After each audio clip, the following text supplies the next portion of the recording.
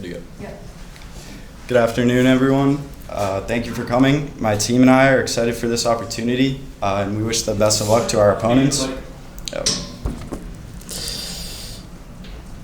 I'm Matt, and our team is the affirmative side for capitalism being the most effective economic system. When it comes to economies, we should all agree that some aspects of an effective economy would include putting money in the hands of consumers, incentivizing advancement, encouraging innovation, providing people with freedoms and opportunities, and increasing the standard of living. Capitalism is the best economic system to achieve these goals through its free and competitive markets and private ownership of businesses and properties. When it comes to putting money into the hands of consumers, capitalism has been proven to do this better than any other economic system. In this graph, the x-axis is the country's score in the index of economic freedom, with a higher score meaning a more economically free country. The y-axis is GDP per capita. A clear trend shows that a freer economic system increases GDP per capita. In the economically free capitalist countries, GDP per capita comes in at $63,588, while in the least economically free countries, GDP per capita barely reaches $7,716. The most economically free countries, including Ireland, Australia, New Zealand, Switzerland, Hong Kong, and Singapore, are all considered to have economies based on capitalism. Additionally, when it comes to development over time, in the last 25 years, countries gaining economic freedom have an average annual growth of GDP per capita of 2.6%, while countries losing economic freedom have a growth rate of only 1.5%. To go more in depth of how capitalism produces these results, capitalism puts money into the hands of consumers mainly through wages.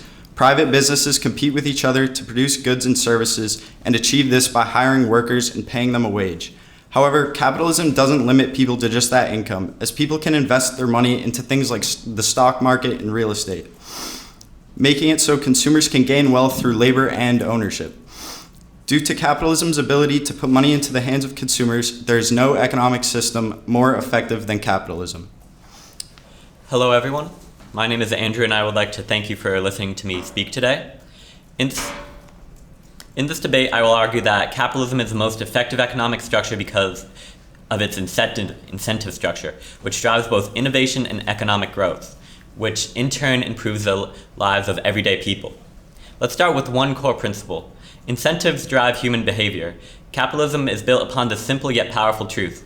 In a capitalist economy, individuals and businesses are rewarded for making better products and iterating on processes to make them more efficient and cost-effective.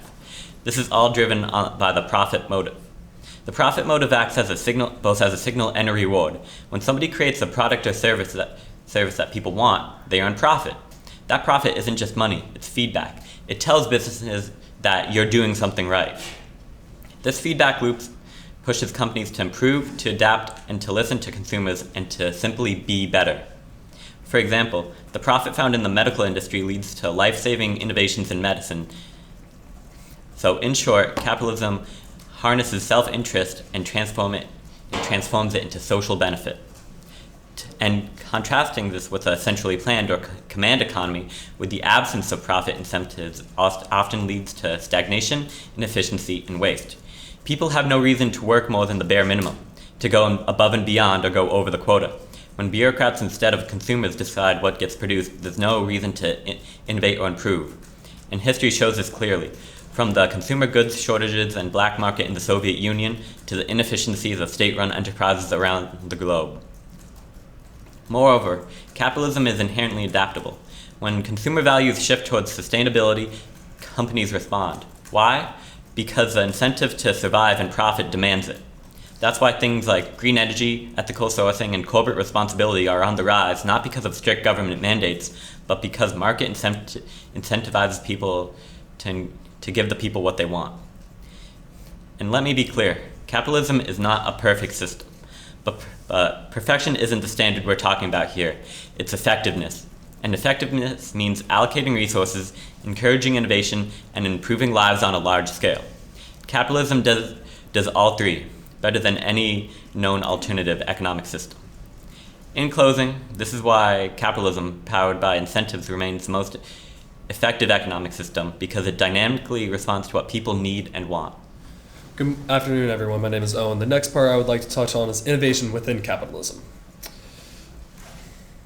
Throughout history, capitalist societies have consistently led the way in producing groundbreaking technologies, life-saving medical advancements, and sweeping improvements in all quality of life. The Industrial Revolution, often considered the starting point of modern innovation, was not orchestrated by centralized states, but emerged naturally from competitive capitalist economies like Britain. Steam engines, textile machines, and railways transformed industry living standards in the course of history. Fast forward to today, when we think about the technologies that define our era, smartphone, electric vehicles, the internet, we are looking at products that were developed and refined in capitalist economies. In fact, according to the Global Innovation Index in 2024, the world's top 5 most innovative countries, Switzerland, Sweden, the United Kingdom, Singapore, and Switzerland, Sweden, the United States, Singapore, and the United Kingdom are all capitalist economies. Why is this pattern so consistent? Capitalism fosters the kind of environment innovation needs to thrive, offers freedom of experimentation and creative risk-taking. It supports decentralized decision-making, enabling thousands of individuals and companies to simultaneously explore different solutions to complex problems. Economist Joseph Schumpeter captured this dynamic through the concept of creative destruction, the continual process in capitalism where older industries give way to newer, better ones.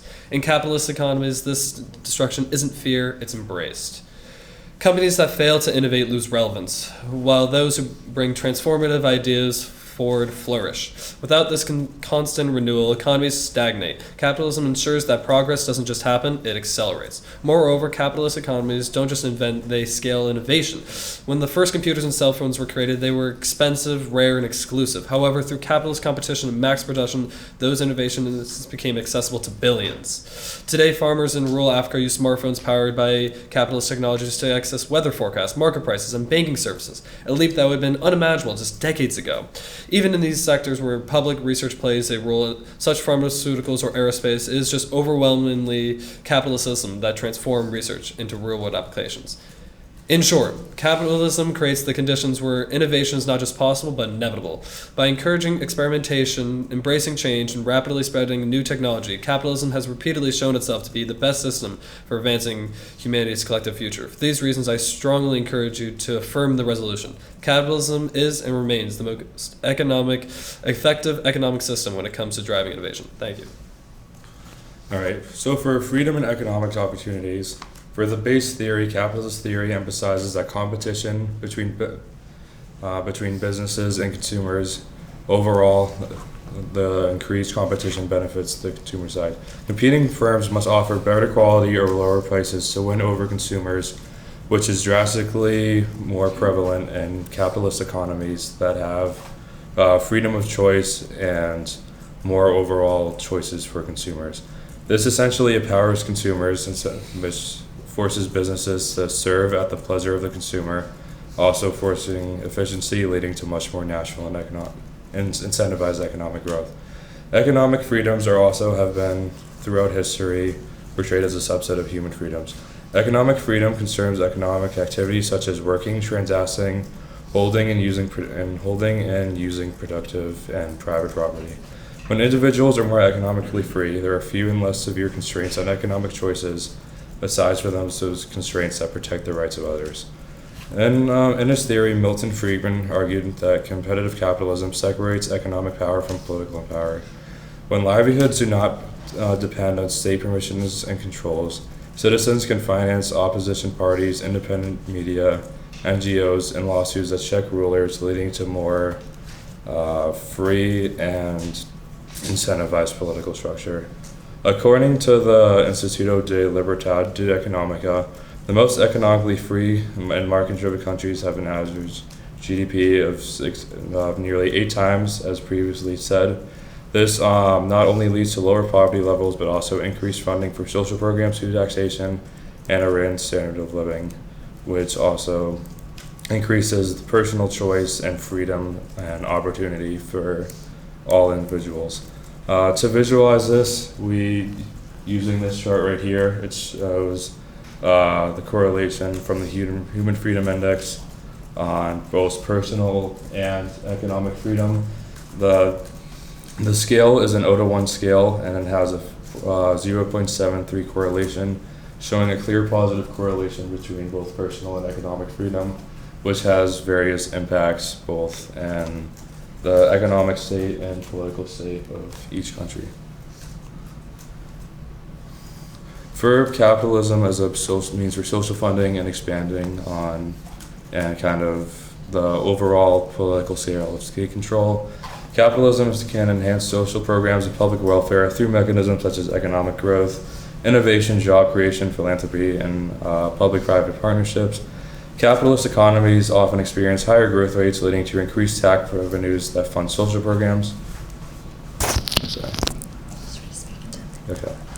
For instance, countries that have embraced market reforms have seen significant income gains. For example, a study by the Independent Institute found that nations becoming more capitalist over a 25-year period that experienced a 43% increase in average income and nearly half a decade increase in life expectancy. Additionally, capitalism fosters competition and innovation, leading to advancements that can be leveraged in public welfare programs. According to the Center for Strategic and International Studies, the U.S. private sector in 2021 invested $602 billion in research and development, accounting for nearly 75% of the nation's total R&D spending. These innovations often translate into improved public services such as healthcare technologies and educational tools. Overall, due to the higher revenue generated by capitalist economies, there's much more money available for the public sector investments such as education and public health care programs, and there are many approaches made by various countries to public sector investment and government innovation economies.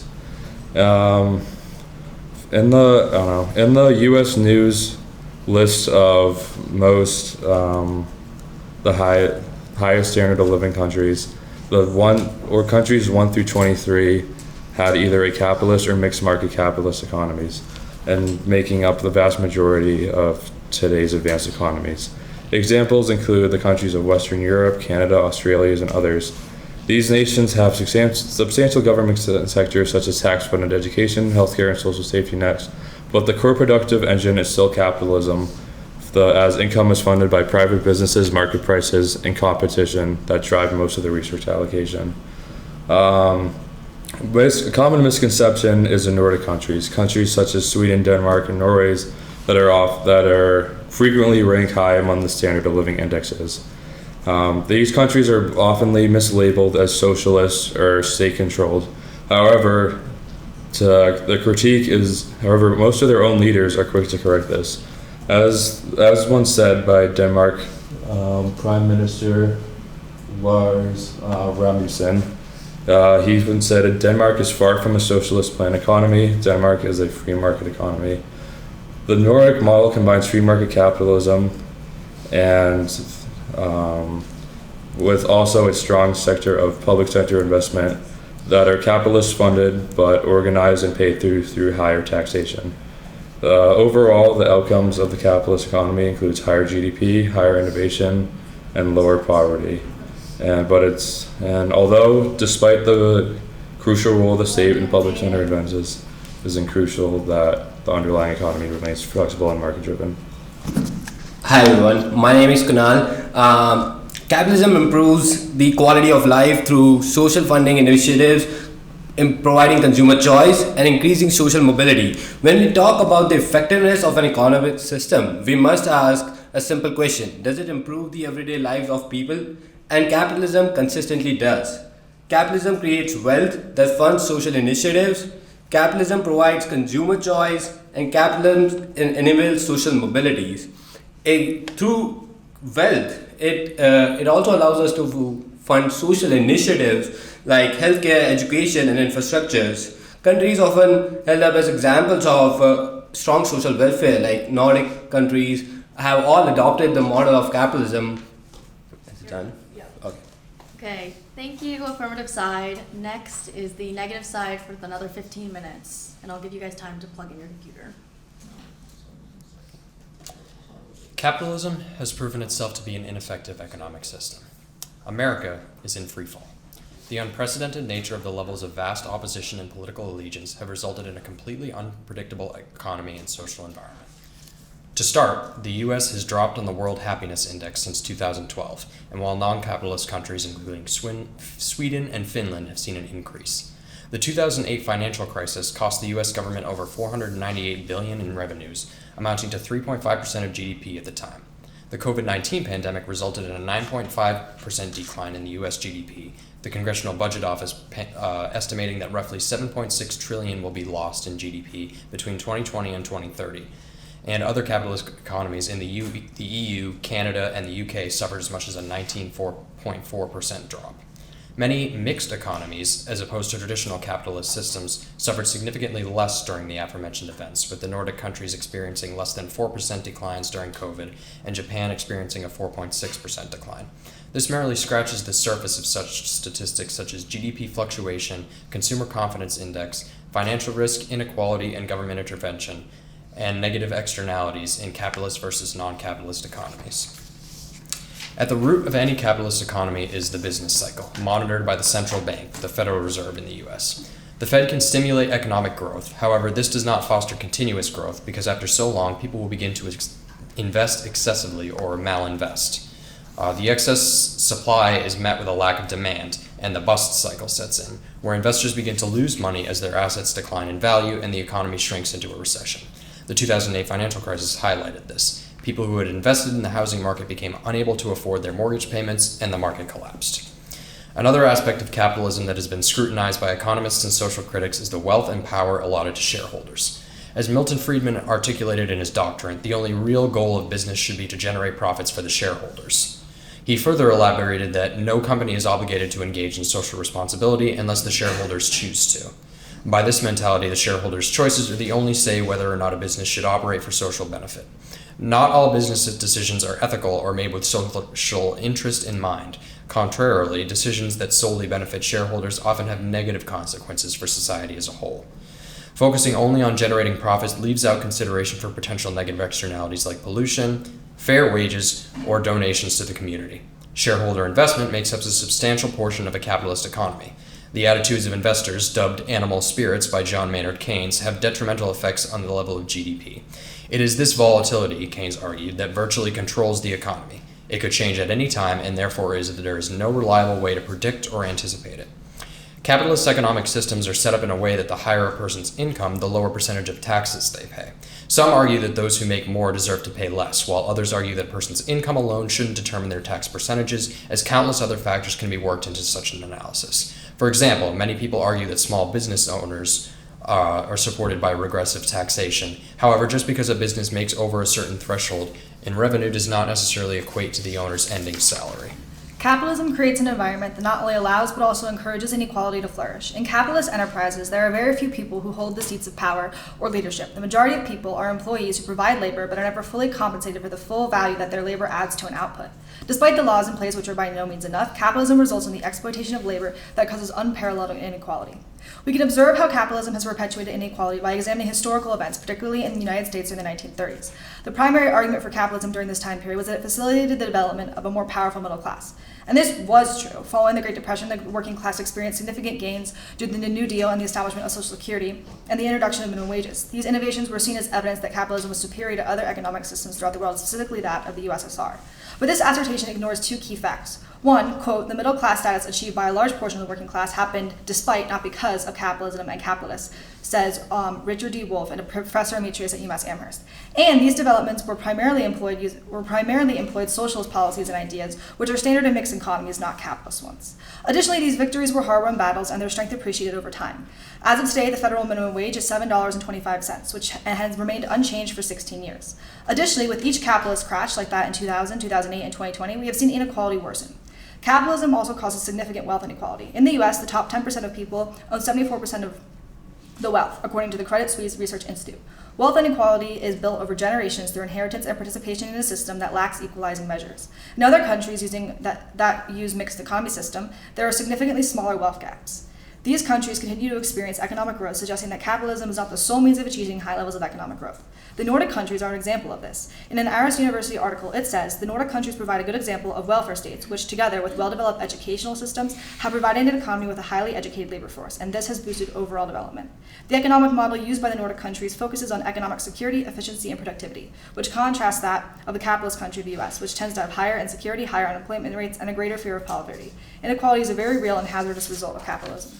But there is not simply a connection between capitalism and inequality. Capitalism causes inequality. It does this through two value assumptions: the assumption that wealth provides happiness and the assumption that wealth provides power. The first assumption, wealth brings happiness, is the underlying assumption behind profit motive, one of the basic building blocks of capitalism. While this brings incentive to create technological advances, it also brings incentive to hoard wealth, fostering inequality. Furthermore, capitalism has no use for those unable to obtain wealth in the first place, as they are of no use to the system. The system has no regard for their well-being. The second assumption, wealth brings power, is more insidious still. Those holding wealth can buy their way to political power and keep their wealth regardless of their investment ability. Even worse, they can pass this wealth and power down to their children and their children's children, preserving inequality throughout time on the basis of what family one is born into instead of the hard work one puts in. If a system built on these two assumptions, wealth is happiness and wealth is power, leads to an unjust inequality, can the system be justly called effective? The answer is clear: no. Next, we'd like to discuss yet another ineffective result of capitalism: a lack of government intervention.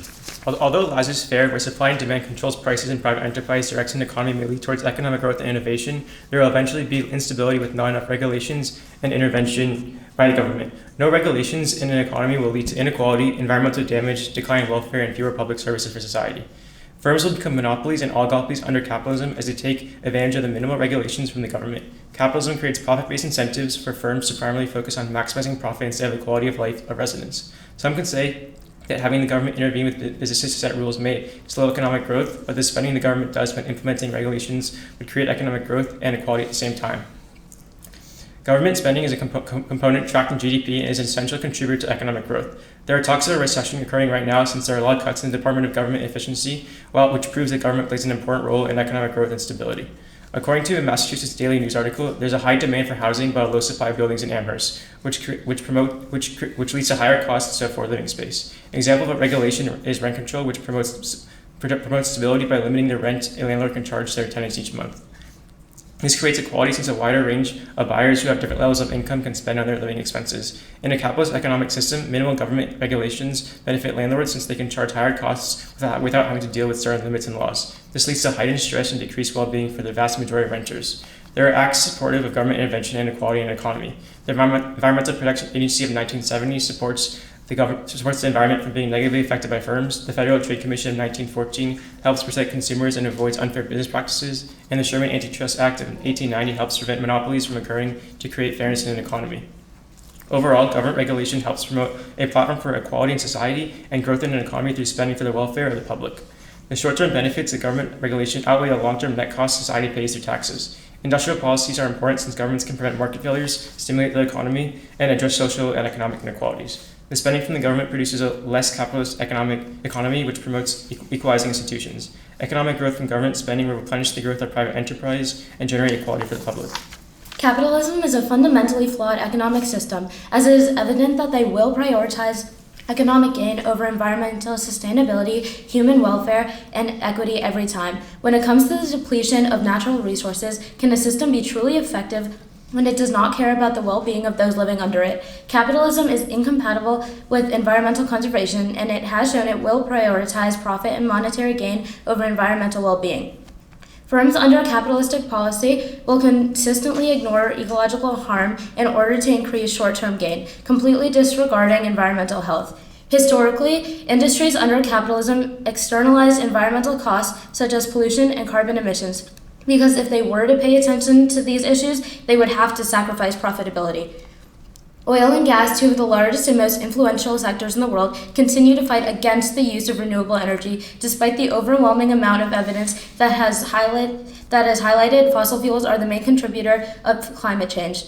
As the CDP's groundbreaking carbon major research reveals, the 100 active fossil fuel producers are linked to 71% of industrial greenhouse gas emissions since 1988. This is not just a coincidence, but rather a direct consequence of the system's framework itself. In a profit-driven model, environmental degradation comes the price that companies are willing to pay. Capitalism views the earth as a pool of infinite resources. However, it only has a finite number, and as such, it is apparent that the current overuse of them is unsustainable and threatens to cause irreversible collapse if left unchecked. Consumerism is also a major flaw of capitalism. Accredited professor Dr. Diana Stewart dives into her research on how in the US production drives consumption and advertising promotes false needs and excess, leading to negative externalities. These power relations are concealed and they undermine social and ecological well-being in the process. Continued support of increasing production and economic growth will undermine efforts to reduce carbon emissions and limit global warming. Effective mitigation efforts will require significant systemic changes in work, production, consumption, advertising, and social norms, none of which would be possible under the current system of capitalism we see specifically in the United States. Studies, including one by National Geographic, prove the obvious that reducing material consumption would reduce greenhouse gas emissions. However, U.S. companies continue to push the narrative that consuming has a positive return for all because it stimulates those businesses and provides the consumer with the short-term satisfaction of a product. Why aren't our citizens happy then? Dr. Stewart states that producers, the capitalists and owners, rely on consumers for increasing economic growth and use ideology primarily communicated in the form of advertising to create willing subjects. These subjects keep consuming because they believe increasing consumption results in increased happiness. Consumption is part of the good life. Consumption relates to their identity and status, and they need certain commodities to address dissatisfaction. This connects back to the low happiness index of the United States and how we are eternally stuck in this capital loop of consuming to try and achieve a happier and more fulfilled life. To look at an opposing way of life, we can see how successful the Nordic model has been in Denmark, which is a welfare-based economy, featuring a combination of free market activity and government intervention of economy. The focus on welfare and social support has kept them in the top 2 for global happiness, whereas the US has fallen to the 20s. Instead of a system where happiness relies on working in order to overconsume, feeling limited rewards so you continue to fall into that endless cycle like in America, Denmark offers free university tuition, a high quality of education, no-fee public health care, has a focus on community activities, all with a fair work-life balance, leading to better lives for their citizens without succumbing to a full form of capitalism. There is clearly a direct correlation between a country taking care of their people and maximizing utility of resources, and influencing overconsumption leads to wasting these resources and wasting our money, exposing the hypocrisy of this system. Capitalism focuses on maximizing profits, prioritizing production over people. The high-pressure economy that capitalism has created pushes for more output without regard for the well-being of workers. Under capitalism, labor is not a valuable human contribution, but rather a commodity that can be bought and sold. Capitalism uses technological advancements to maximize efficiency at the expense of workers. These technological advancements have neglected the workers that are less skilled. AI is not a tool for efficiency, it is replacing real people. As a result, workers are being laid off and jobs are being outsourced. This objective to drive production, cut costs, creates instability in the job market. Capitalism promotes cyclical unemployment as the system follows a boom and bust cycle where it is inevitable for unemployment to go up during economic downturns. Especially when inflation is high, the Fed takes measures to cool down the economy, which will lead to a spike in unemployment. And the Fed's tools in raising interest rates to slow down inflation will bring up unemployment through the slow economic activity. Capitalism is a system that rewards reckless financial risk, supports unjust inequality, lacks government intervention, and leads to negative externalities, including environmental damage, overuse of natural resources, consumerism, and unemployment. These things, necessary in capitalism, do not emerge from all other economic systems. It is for these reasons that capitalism is an ineffective economic system. Thank you. Okay, thank you, negative side.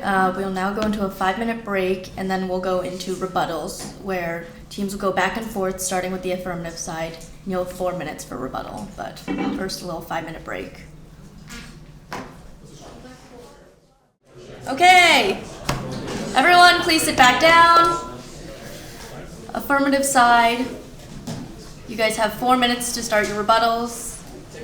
So what was previously mentioned in the Human Development Index, although it was nuanced in that it was mentioning HDI as opposed to GDP, and the argument itself ended up centralized on human happiness. There have been several studies within the discipline of political economy in which it has been shown multiple times that personal wealth does correlate with health outcomes in a gradient. And another component of that is half of the countries in that map, like the ones with the highest HDIs, ended up being from Western Europe, the Gulf Cooperation Council, East Asia, and North America. So it is pretty telling, the statistics alone. I think a lot of what we've been seeing in the other teams' opening arguments have been strong levels of what they're describing as either welfare capitalism or forms of capitalism that are heavily regulated. Regarding one of the main themes of the other team's arguments is that capitalism exploits workers to maintain profits, but within the United States, we have seen a long history of concessions being made from both public and private sector actors in the low part of the business cycle. In Who Rules America, for example, William G. Domhoff distinguishes between ultra-conservatives and regular neoliberal conservatives alongside the Liberal Labor Alliance.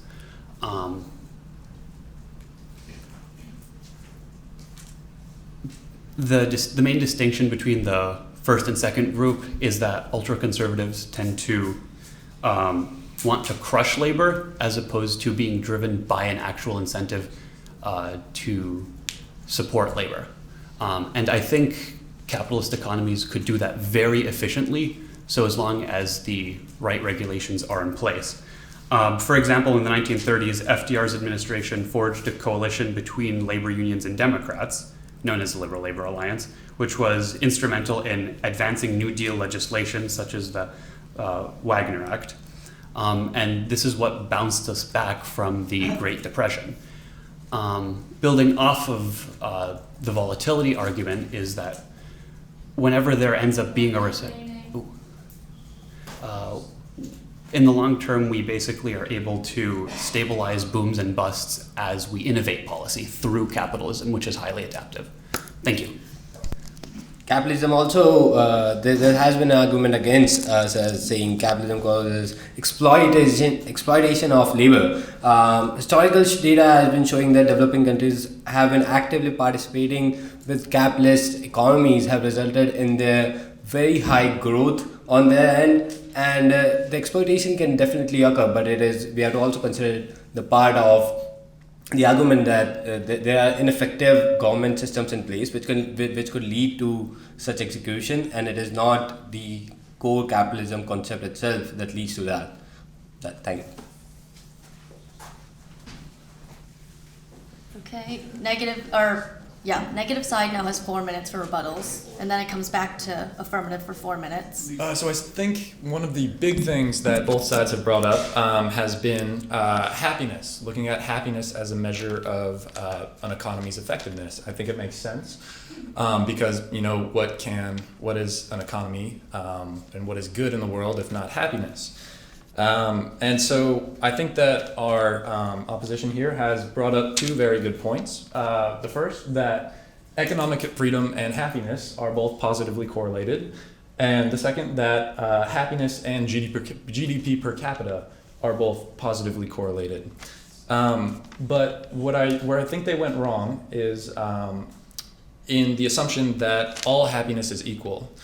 How can you really say that the glee you get from, vanquishing your enemies is equal to the love that you get from building community? One of those is inherently good and one of those is inherently bad. And that, the question posed to all of us is, where does consumerism fall? Once you take the happiness score and then you divide it by GDP per capita, and then you relate that to the economic freedom, there's a glaringly obvious negative relationship. What this pretty much does, putting happiness over GDP per capita, is it gives us a measure of non-consumerist happiness, the kind of happiness that you can get from not necessarily buying material things. All that capitalism gives us, as you can see in these two graphs, is a consumerist happiness. Based on not what one is, but what one has. And so I guess the question kind of to all of us is, how do you value consumerist happiness? How do you value a happiness based on what car you buy, what car you drive, or what house you own? I think that, pardon me for being idealistic, but I think that something based upon community, based upon freedom, and based upon just an overall feeling of connection both to your surroundings and to your purpose in the world is much better. Capitalism does not give us this. Thank you very much. And then just to add on to the argument of waste as well, ultimately we can't really look at how capitalism is assisting our GDP when, for example, even the economic impact of just food waste costs an estimated $218 billion, which is 1.3% of GDP. So when we really break down these elements of capitalism that seem to be profiting, they're leading to these effects that are actually causing a decline in our GDP, especially I think it's important to focus in on America because it is one of the greatest capitalistic economic systems in the world. So looking at that, seeing how much waste is created, and looking at how these welfare capitalistic economies in other countries are still based in socialist values instead of the pure capitalist values that we see in countries like the United States, creating all these negative externalities and waste. And yeah, I'll end it there. Okay, we're going back to the affirmative side for another 4 minutes. Okay, so the opposition has made various claims that disprove capitalism. However, they're very hard to actually depict. For example, happiness. It's very difficult to quantify happiness. It's a very theoretical and personalized index. However, unlike the human development indexes and GDP, it's a lot more easily quantifiable and measurable, as well as being less personalized and skewed towards bias. Also, since the Nordic countries have been depicted as capitalists by their own leaders, it is safe to say that they are still capitalist-based and less socialist-based, as their programs that are used to limit and reduce inequality are actually funded through free market capitalism and capitalist gains. They're just taxed at a very higher rate, which means that they have slightly more government control. However, all the money still comes from capitalists. However, this also does lead to the fact that the opposition has still not given an alternative form of an economic system that would be inherently better than capitalism, as their only references have been towards more socialist countries. As for the environment, capitalism also does offer a very effective path to environmental progress by providing flexibility and incentives needed for innovation. However, also capitalist offers the opportunity for market-based incentives, which are a lot easier and incentivized for companies to follow, such as carbon pricing, green investment, and Pagovian taxes. Additionally, the state-controlled economies such as China and have had traditionally, and the USSR have had most traditionally poor environmental records as well. I just want to touch on two arguments made by the other side, and it has been of happiness. Happiness, I think it's, as Matt has already said, it's really difficult to quantify happiness into a particular state. And he has given the example of Nordic countries using their reforms and adding happiness and like leading the stage on that. I just want to add to that and give it as a base that capitalism provides a base for other socialist reforms to exist in the first place. These countries made a lot of their wealth through capitalist systems that they had in place, and they made sure that once they are in place and they took their social benefit out of it, so that the other systems like healthcare, education could be benefited more. I would also like to talk about the waste that has been claimed capitalism ended up generating. Capitalism has always been centered around the value, and the value is quantified in terms of the demand, what the people are looking for. And if people are prioritizing their goods, their prices beyond, if people are prioritizing their goods and their needs beyond the waste that's created by them, those are consumer preferences. And capitalism makes sure that consumer preferences are taken care of. What could be added on here is more regulations and a mix in terms of the consumer demands, the consumer choices. If the consumers have been adding on, let's say in terms of the electric mobility and the electric car market, people have been demanding more energy conscious solutions, and then the market has reacted to it. We now have the greatest mobility solutions in terms of movements in place to actually make sure that there are more sustainable solutions in place. Thank you. Okay, and then finally back to the negatives for another 4 minutes. Then you have a 2-minute break before questions from the judges. So a couple of things I wanted to point out. First of all, when talking about the Nordic countries, I know they've been brought up a lot from both sides. Mixed market economies differ from capitalism in the sense that welfare capitalism is based on government owning means of production, which directly contradicts the pure definition of true capitalism, which is a completely unchecked economy. The firms have all pricing power and are not like overseen by any government or any type of regulation. This is not the case in many of the Scandinavian countries that we've mentioned. There's direct government intervention and government oversight of firms and corporations. I also wanted to bring up Japan uses a system that's referred to as collective capitalism, but basically what it is companies own shares of other companies. So like it's the basis of if one goes down, they all go down, which directly contradicts what capitalism is meant to represent. In terms of, I know you brought up economic incentive, the efforts of consumers collectively are stronger than that of the companies alone.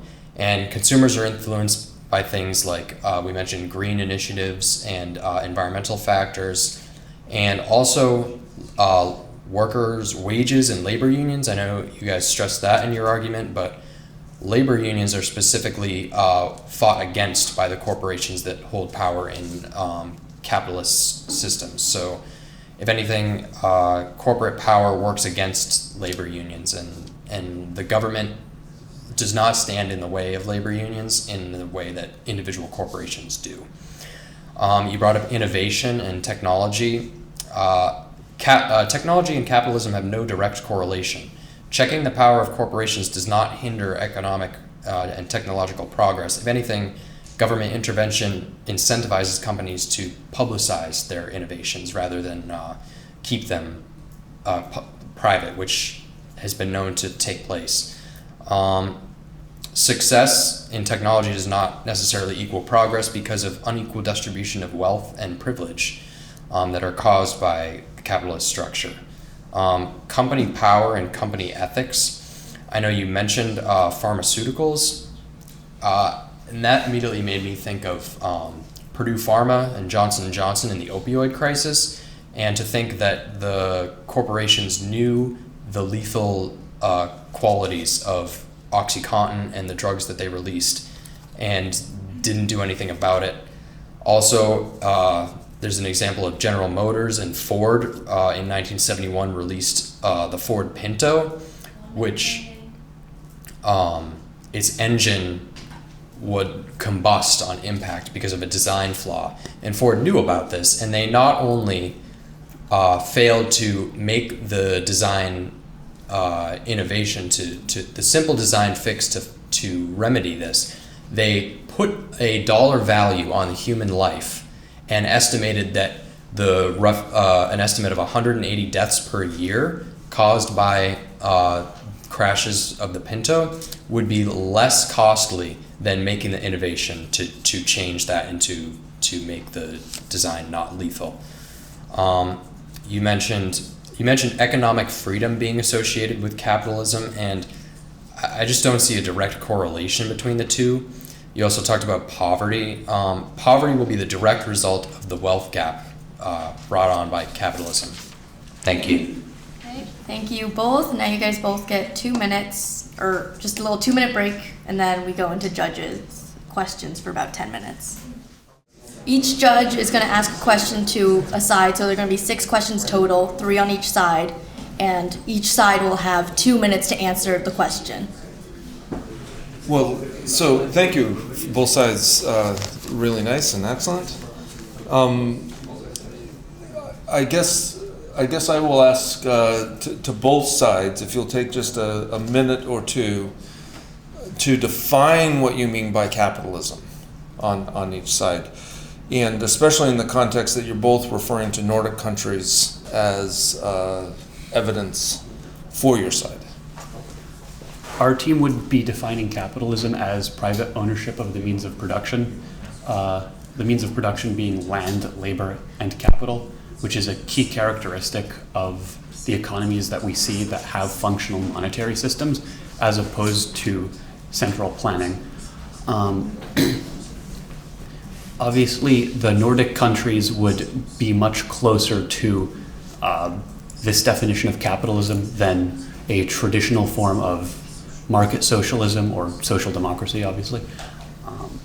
At the same time, I think a really good example of this is the fact that these Scandinavian countries end up benefiting from large-scale capitalist activities, right? Yeah.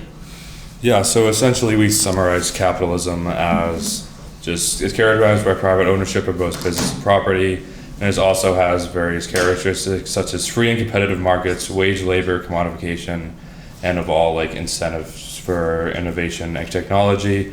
The Nordic countries specifically are still free markets, as they're actually ranked among the highest countries in the world in terms of economic freedom, and also their economies are still lack state controlled. Their programs to fund inequality measures to improve that are funded through taxes, which are essentially the income comes from capitalists and free markets, and it's just used with taxes at a higher rate. Yeah, so as to the point that there is capitalism is the private ownership in the Nordic countries that we've been so referring to and so loving.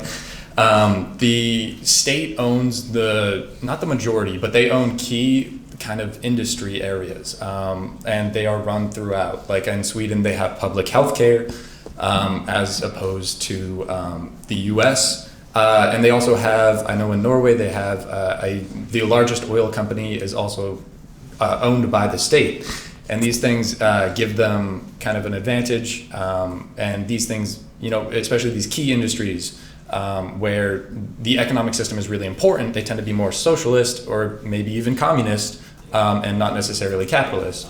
The second thing with economic freedom, the way I see it, you either define it as how capitalist a country is, and you go from there, and you have to kind of bite the bullet that it's really giving you a happiness based on consumerism, or you find another definition for it in which it's not necessarily capitalist, and then you don't get the Nordic countries as they are. So either way, you lose. Yeah, thank you. I think it's important to also look at the fact that, for example, a country like Denmark, which does have a welfare-based, technically capitalist economy, because it is the businesses that own it, the government intervention is so much stronger than we see in a purely capitalist-based economy. And I think we have to remind ourselves that the question is if capitalism is the most effective economic system, and a solely capitalist country, as we've broken down, like with the United States, for example, is evidently not the most effective, because where there are pieces of capitalism in the countries like the Nordic areas, it is not their sole economic system, because they are valuing welfare and social practices and complete government intervention. Thank you. Very good cases. I have a question on the role of each system in another system. So we all know that there is an Affordable Care Act, ACA, like in the heart of the most capitalist system in the world, in the US. And also there is the case that there was a new economic policy in the former Soviet Union. So my question to both sides, so to you, to the yes side, what is the role of the socialist system in the capitalist frameworks, and for the no side, what is the role of the capitalist system in the socialist systems? So do they benefit or they're harmed by that? So what do you think about that? Thanks. Yeah, so the role of the capitalist part of a country like Sweden or like Norway would be that in the non-essential categories and in the non-essential industries, I guess you would have those be privately owned. And I think really, if you're looking at comparing two systems, you kind of got to go all in on one or all in on the other. I think we've kind of made our point as what can happen when you have complete capitalism, and I would argue that is much worse a scenario than if you had complete socialism, where if the state took over the running of the non-essential industries as well. Going off of the idea of how a capitalist society would work for a socialist society, we were talking about the profit maximization of capitalism and how it would just harm a socialist society because of its exploitation of the workers, as we mentioned before, and how it just hurts the quality of life for workers, and how inherently innovation creates exploitation of workers because of the profit maximization. I know you mentioned the Soviet Union, and if I'm not mistaken, how it might benefit from, or how we should argue. Capitalist aspects, yes, like new economic policy. Sure. So I do want to go back to the idea that capitalism is an economic structure and not necessarily a government structure, and we're arguing that it's an ineffective economic structure, but we can't necessarily say that a government at its core will abuse its power or not. And in the example of the Soviet Union, obviously the government abused its power, but this went farther than just the economy in the sense that the social welfare as a whole was taken away by the fact that the USSR. That is time. Okay. Unfortunately. Thank you. And final questions. To answer the question, what is the role of social systems in the capitalist economy? I would first like to mention redistribution of welfare. Social elements like progressives of taxation, public health care, and social security help redistribute wealth throughout the economy, addressing inequality, and also unfettered capitalism can produce. Correcting market failures is another one. We also have economic stabilization within, regulation and protection within labor laws, antitrust regulations, consumer protections. We also have public ownership in strategic sectors within water, transportation, energy may remain under public control to avoid monopolistic abuse and ensure universal success and access across the economy. In essence, basically, social systems don't necessarily oppose capitalism. They make it more humane, inclusive, and sustainable by checking its excess and redistribution its gains, that's about it for us. To build on his point, I think that the role of socialist system in mixed market economies is to correct market failures. And also I would like to point out that the market is also a great mechanism that it can work faster and respond more dynamically than, for example, a government could. In the Soviet Union, the bureaucrats focused more heavily on putting resources into heavy industry and arms manufacturing, and that left a hole in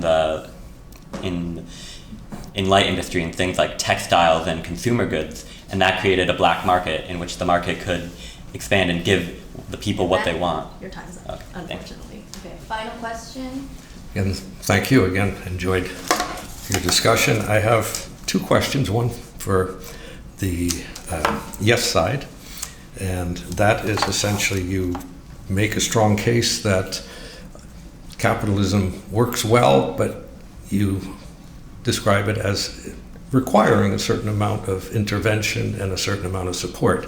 My question is, how come in virtually all of our capitalist economies today, we see a reduction of government involvement. We see very definitive movement toward less government under neoliberal policies that are being instituted in those economies.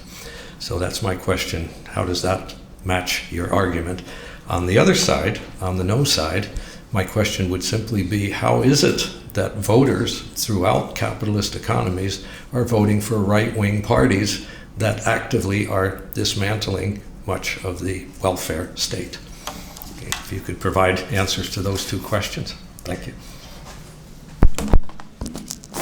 Government intervention in capitalist economies has, I believe, over time, has not only dropped down, but I believe we have built up a framework through which which allows us in a more structured intervention and in a more structured regulatory oversight. We now have targeted subsidies. We now have access to more monetary tools that helps us build it. And I would like to call it more of a shift instead of a shrinkage in terms of government intervention. While governments may have privatized some industries, they have increased intervention in others. If you look at historical data, governments have been changing the intervention they have done across different industries. The modern intervention is subtle. They have interest rates, which is part of the monetary policy. They also have fiscal stimulus and taxation policies, and they also have a lot of regulations in place. As we move towards more globalization and technological change, direct intervention became less effective, but that doesn't mean governments step back. They have simply adapted their role to be more agile and indirect. Social programs have grown over time. Social spending in healthcare, pensions, education as a percentage of GDP has increased in most developed economies. That is a socialist style intervention funded by the capitalist growth that has happened over the past few decades. Thank you. So I do want to point out that capitalism has sort of set us up for failure in a way. I'll give the example of small businesses. It seems like a lot of right-wing politics, especially in the United States, give out the narrative of small businesses being harmed by government intervention and by, for example, to go on regressive taxation. I hear a lot of arguments that small business owners hurt from the idea of making the wealthiest pay higher percentages of taxes, but if you really look between the lines, small business owners themselves, just because their businesses are generating such high revenues, aren't necessarily generating high revenues themselves and therefore aren't necessarily benefiting from equal taxation and regressive taxation. I think a lot of right-wing politicians celebrate the lack of government intervention and associate separating from the government with freedom. And in a way, it's an argument that can be presented to a lot of people, and people just like the idea of freedom, and they take like the USSR, for example, and see where too much government intervention took away personal freedoms. But if we look behind the scenes, I think corporations are still have so much power and are able to monopolize and create monopolies and oligopolies that take away consumer freedom without necessarily the voters realizing. I think it's also just important to go back to what we were talking about in opening statements as well, that capitalism has this inherent illusion of power and wealth that it so successfully has achieved, which is why we really have seen the right side win more. Companies, through their marketing and short-term monetary rewards, make consumers feel appreciated and important and convince them to play into this monetary system. The richest people hold the most control, and they're only able to further and further take off while people on the bottom are left to suffer. Is that it? Yeah. Okay. Okay, thank you both sides, and thank you judges for the questions. And then we're immediately going to go into our 2-minute closing statements from each side, starting with the affirmatives. Right.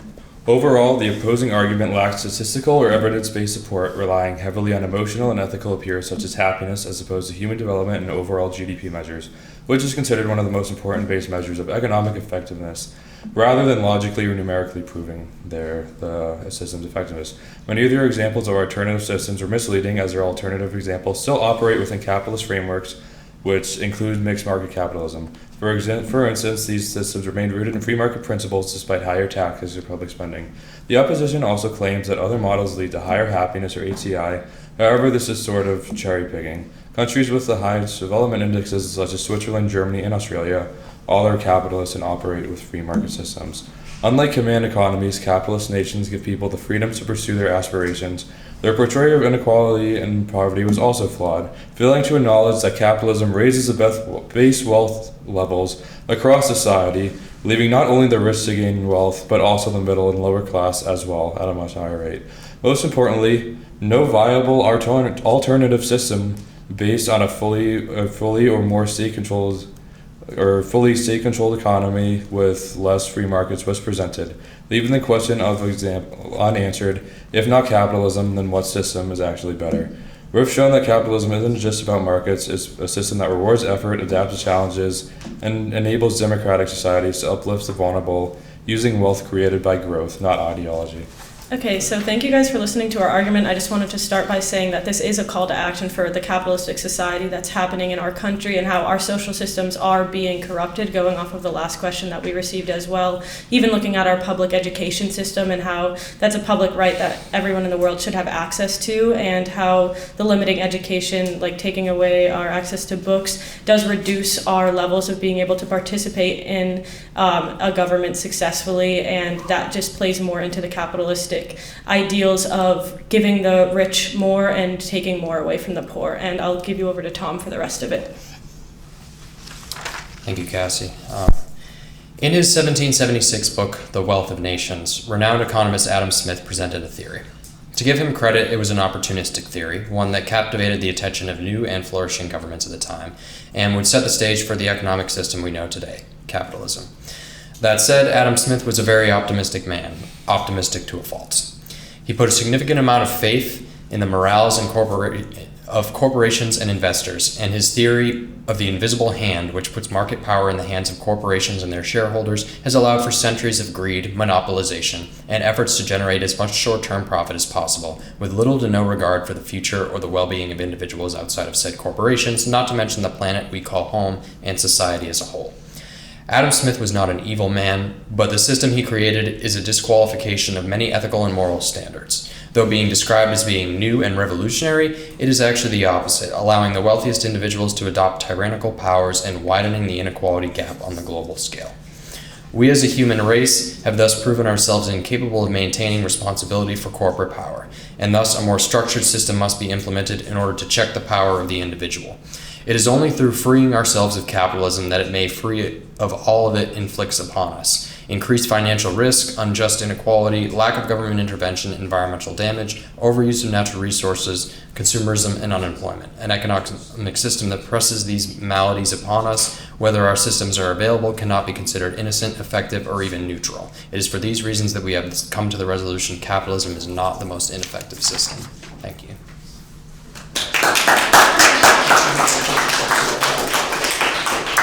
Okay, thank you everyone for being here, and thank you for watching our debate, and then good job to everyone involved. We're going to give the judges some time to deliberate, and then there's pizza outside. Woo! We deliberated, sorry for the time that we took, so I have to just say, we truly, sincerely believed it was a very, very, very close debate, and our deliberation has given it to the no side